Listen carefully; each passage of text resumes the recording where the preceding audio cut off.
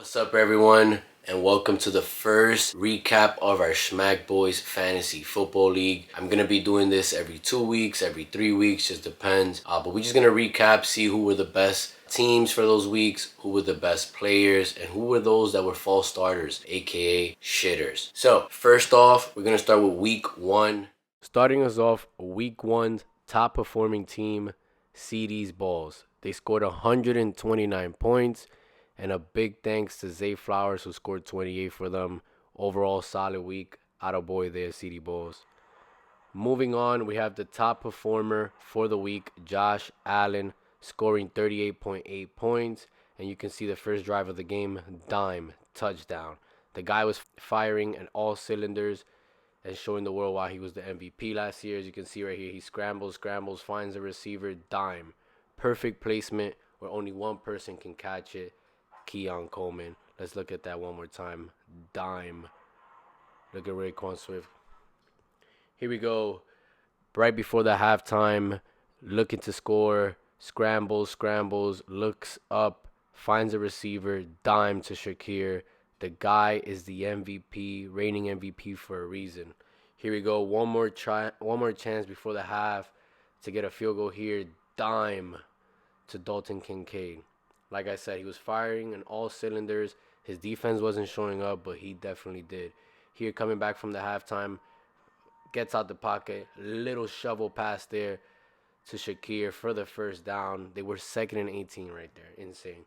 Here we go. Once again, another dime to the sideline there to Keon. Keon had an insane first week. Here we go. Fakes the hands off. Scrambles, gets the touchdown. Let's look at that one more time. He fakes the handoff, looks up, nobody's there, takes it in himself. That's what makes him so great. And here we go towards the end of the game when they were making this comeback. 7 minutes left, down 15. Dime. What a catch there by Keon Coleman. Great placement. Once again, down 15, 4 minutes left. Looking. He scrambles, dime, deflection, touchdown, Keon Coleman. A little luck on their side there, but still a throw that only his receivers could have got to. Another dime here. Looked like a touchdown at first hand, but it wasn't. But don't worry, he'll take care of it himself. Touchdown, rushing for Josh Allen. The game is close. 2-point game here. They need a field goal for the win. And what he does, finds another dime, another receiver. Here we go, 45 seconds left. Finds Keon Coleman. Has a lot of grass, but great shoelace tackle there. Moving on, we have Justin Fields for the second top performer spot with 29.5 points. There was a lot of question marks coming into the season how Justin Fields was going to look, but week 1, he showed it. Spin move, avoids the pressure there, and gets some positive yards there on a play that was looking dead. And then, boom, dimes, Garrett Wilson. He was on point with Garrett Wilson. They had a great connection. Another example, boom, perfect placement, perfect throw, touchdown for Garrett Wilson there. That was a lot of people were worried about how they're gonna look. Garrett Wilson is a wide receiver that demands a lot of targets. Can Justin Fields get him the ball? And he definitely did. Another person that showed out was Breece Hall for week 1, getting a lot of yards there after the catch on that screen pass. Once again, feels the pressure. Justin Fields gets out of it, looks up, look for a receiver, and dime. Perfect throw, perfect timing there. That's what made him special this week. He was very decisive with his throws, knew what he wanted to do, and whenever he felt the pressure, he made sure to scramble, either get some positive yards or look for a receiver.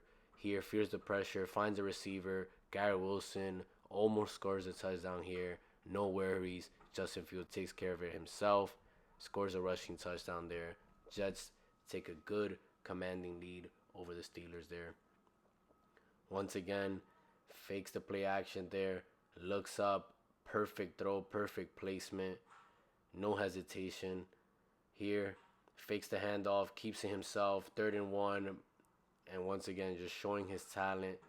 Once again, feels the pressure, scrambles, goes for it, almost gets the touchdown here, just short, but don't worry. He fakes the hands off, keeps it himself again. Easy walk-in touchdown there in 4th and goal to take the lead for the Jets.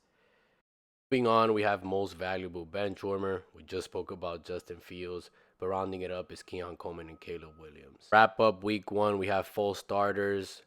Leading us off, Jamar Chase and A.J. Brown and Jerome Ford. They were the shitters for the week.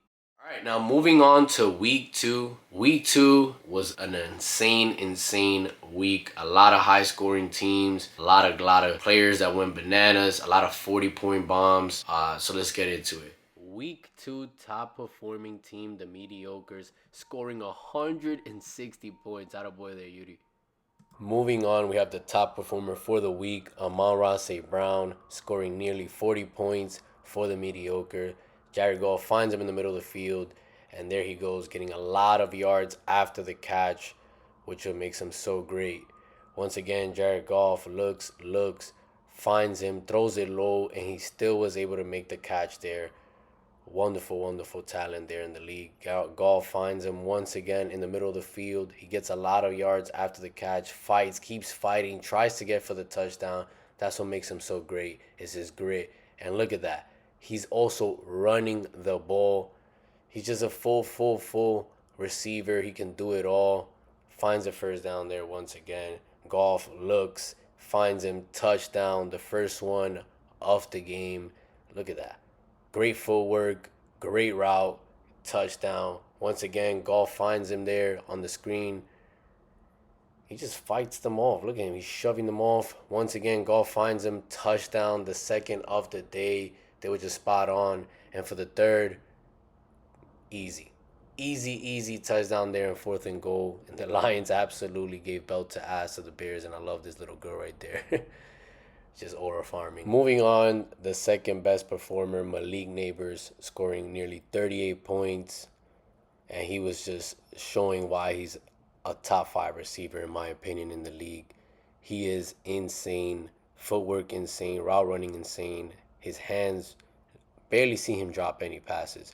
And him and Russell Wilson on this game, they were on point. He finds them there, and just one of many great catches and throws from them too.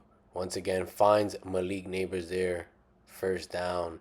It was just on point. Russell Wilson looks, deep bomb. Malik Neighbors, wow, what an absolutely great catch from Malik Neighbors there for the touchdown. One of his many. And look at that, full extended, falling back, secures the catch, touchdown. Wow, what an absolute stud. Once again, first down, a lot of that. When they needed a big play, a big first down, they were always looking for him. Once again, Russell Wilson, deep bomb. Malik Neighbors is there somewhere and catches it. His second touchdown of the game to give the Giants on the lead. And the boy was blindfolded. He wasn't even looking at the ball and was still able to make the catch, secure the ball, and get the touchdown there. And in overtime, he got a couple catches, and the Giants weren't able to win, but overall, insane game from him. Moving on, we have the most valuable benchwarmers. We have Odunze, Franklin, and Ramondre Stevenson, who went crazy on people's bench. And to wrap it up, we have week 2 fall starters, aka the shitters. We have Derrick Henry, the Broncos, and Hampton. All right. Well, there you guys had it. That was week 2. Now moving on to week 3. Week 3, once again, insane week. The NFL has not disappointed in the first 3 weeks. So let's get into it. Week 3 top performing team was just Gives Me My Money, scoring 146 points. That's my team, baby. Moving on, we have the top performer for the week, Trey Tucker, scoring 40.9 points, basically 41 points. And the boy went crazy, scoring 3 touchdowns and catching anything that was thrown at him. Here goes Gino, looking, finds him, dime, gets low and makes sure to secure that catch. Once again, Gino looks, finds him after a little scramble, dime piece, easy touchdown, even getting handoffs. He was doing it all. He went crazy. Once again, Gino looks, finds him in the middle, gets some yards after the catch, gets that first down. 1st and goal. He's looking, finds him, little drag route, easy touchdown for the second one of the day.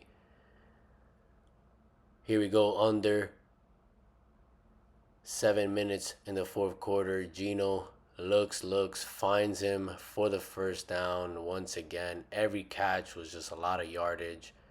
Once again, Geno finds him, bomb to him, huge play, third touchdown of the game. Insane week from him. Let's look at that one more time. This insane touchdown, just speed. That's what he's known for. No safety help, easy touchdown. Insane game for Trey Tucker, unexpectedly, especially for fantasy. Unless you knew, he went too crazy. 40 points, that's insane. Insane. Moving on, we have Jonathan Taylor, the second best performer with 32.8 points. First touchdown, easy in the first quarter. He just bulldogged his way into the end zone like he always does. He's known about his speed, but he can lay a hit. He can lower that shoulder and make sure to fight his way to the end zone. Let's look at another running play here. He keeps fighting, fights for the first down. That's just the type of running back you want. And when you're filling in, having a great game, it just happens naturally, happens a lot. Look at him fighting, get the fuck off of me. Just stiff arm the shit out of him. Let's look at that one more time. Stiff arms, knee there to the ground, reminding the Titans about Derrick Henry again. Boom, get your ass on the ground. Let's see it one more time here. Another running play, shimmer, get off of me. Shakes off the tackles. Huge running touchdown there. He went bananas for fantasy, man. One more time for his third touchdown. Fights for it again. Look at that. All those guys on him. He just keeps moving, keeps fighting for that touchdown. And who is it again? Snead at the end of that. Moving on, we have most valuable benchwarmers for week 3. We have David Montgomery, Hunter Henry, and Mark Andrews. And wrapping it up, week 3 fall starters, aka shitters, we have Malik Neighbors, Zay Flowers, and Michael Penix Jr. Well, there you guys have it. That is the first 3-week recap for our Fantasy Football League. I hope you guys enjoyed all the highlights. I hope you guys enjoyed the video, the way it was structured. If you guys have any suggestions on the way I should approach this, or anything I could fix, or what is actually working I should do more of, just let me know down below in the comments. Or if you know me personally, just reach out to me. But yeah, I'm excited to do this throughout the whole season. Our league is hilarious. A lot of injuries this week. A lot of key players that are gone because of injury. But yeah, our league is a lot of fun. So I do want to do this throughout the season, especially now with all the injuries that happened in week 3. CD, James Conner, all these guys are getting hurt. So it should get interesting. I do expect some trades to start rolling in, and it's going to be some exciting stuff. So please tune in, and like always, like, comment, subscribe. I do this for fun because I enjoy it. All those that are supporting me, appreciate you, love you. But yeah, there you guys have it. Hope you enjoyed the video. We'll see you guys next time.